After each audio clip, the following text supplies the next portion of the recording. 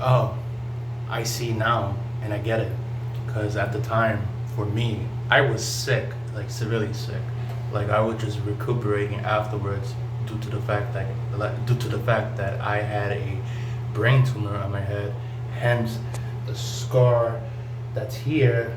Even though when I cut my hair, you're probably gonna see it, and you saw it either. No, you saw it anyway. But I remember tidbits of it leading up to it, and especially afterwards. But other than that, I just didn't remember the news at the time at all. Cause again, I had like a colloid cyst in my head right here, in which I was in and out of being severely ill. And there was at one point when they did that invasive surgery for me, I was pretty much in a medical induced coma for a day and a half, like almost 20 hours, until the following morning, which was on a Wednesday, and that's all I remember.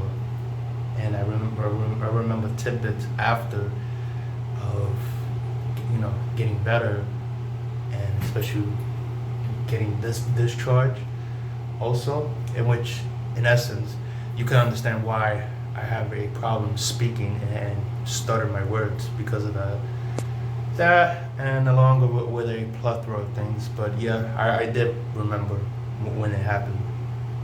Not entirely, but I did. Thank you so much, really, and I appreciate this type of support. But let me just say, it's not like that. All right. If that was the case, then I wouldn't be doing this at all, right? I'm not that fucking stupid to understand about a person whether or not they're decent or violent. In which case, this time around, the lovely fellow I'm seeing, he's very different as compared to the myriad of assholes that I've dated in my shitty love relationships. I'm just taking it slow, and I'm just doing the best as I can. And he's keenly aware about that, and he actually respects my opinion about it, all in all. And I tell him a little tidbits about myself, especially whatever nonsense I dealt with, and he's willing to at least try to make that effort as well to help with me, as per me doing the same.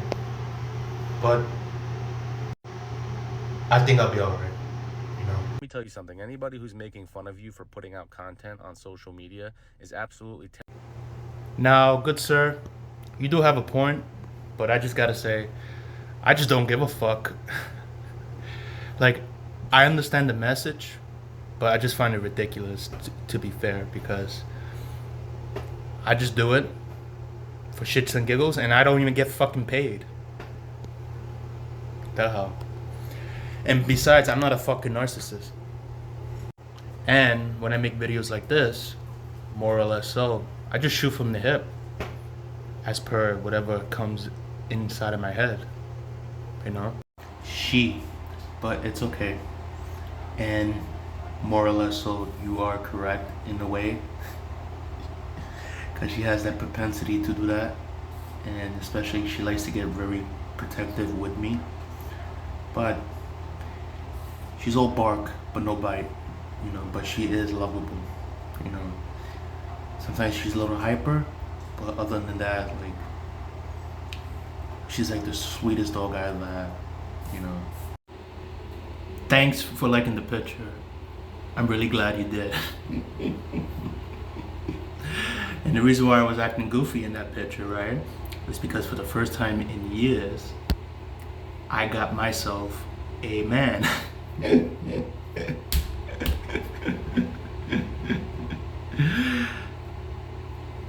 I'm still processing it, but all in all, it's still in the beginning stages of it, and I'm fairly certain, well, 100% in some way, right, that he's gonna see this because he follows me on TikTok.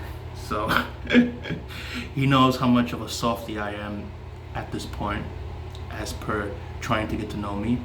and I want to feel more comfortable around him, and it's it's baby steps.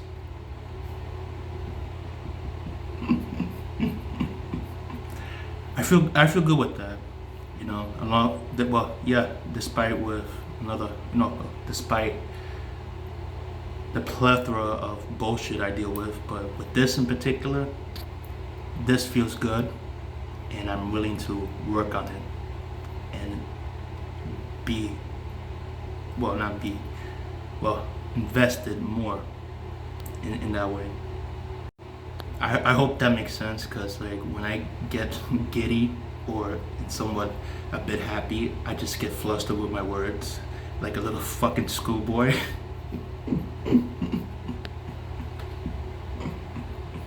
I get the Home Alone reference.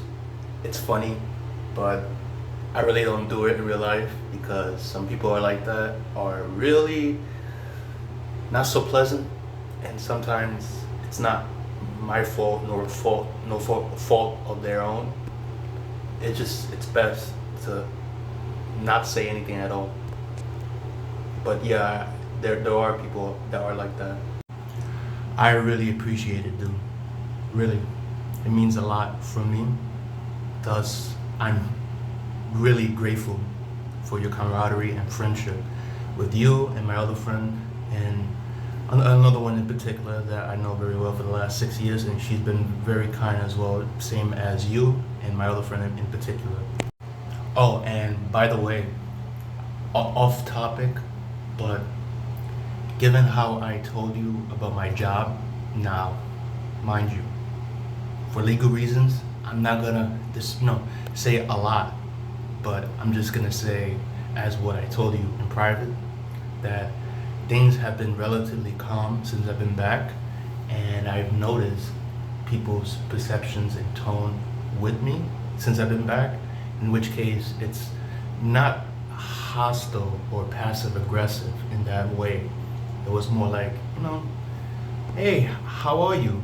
I haven't seen you in a while. I hope you're okay. In that sense. But needless to say, just to get on with this point, with this video, that they finally put me in the easy position that I could be at ease with myself and not go so fucking crazy. Given how the fact that I have epilepsy, and I have this propensity to harbor a lot of stress in, especially with anger as well. And when I did that other position that I did at my job, that really got to me a lot, to the point where every time I left there, I would be so fucking angry and so fucking pissed, and it literally, to me personally, it drove me insane. But I'm happy that they changed it up for me, and everything was smooth so far. So, things are okay with me, but it's getting there. Ollie, my friend, you have me as I am holding fish. Glorious fish that will be marinated overnight. Well, since I have like a brief pause or like a moment to make a video before I go to work, I just want to say this, Ed. I really appreciate your camaraderie and your friendship with me. Really. It means a lot from me. I'm not really great with words, and let alone how people have been, treating me as such in the last few years, due to a lot of bullshit. But I digress. But with you really have changed my perspective about a lot of things, especially with my cynicism, as I always tell you, jokingly. And in which case I can say, like, you've given me the ability to at least trust people again in some way. And I'm just handling it at a at a very moment's notice, like very slow and steady. But all in all, I really appreciate for you helping me, at least in the best way possible, of me handling the grief about my dog. And yeah, it's been really difficult.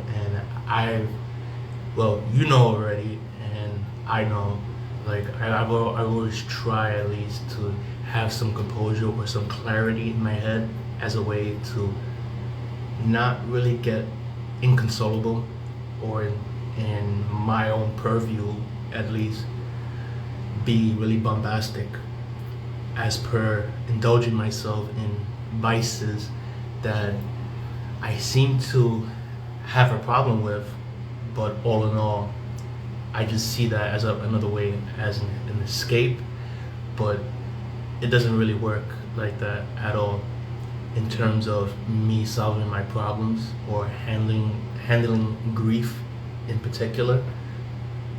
But suffice to say, I'm I'm getting there. One day at a time, and I know, and I've been told by a lot of people the past several weeks, like, grief is fucking difficult to handle, and it differs with people. But that's pretty much it. And I really appreciate your honesty about your depiction or how you described me. That I'll give you credit. We do have a lot of similarities, but what differs between you and I is that the life experience and the personality wise. So we're different on that front. But needless to say, we have some common themes amongst ourselves.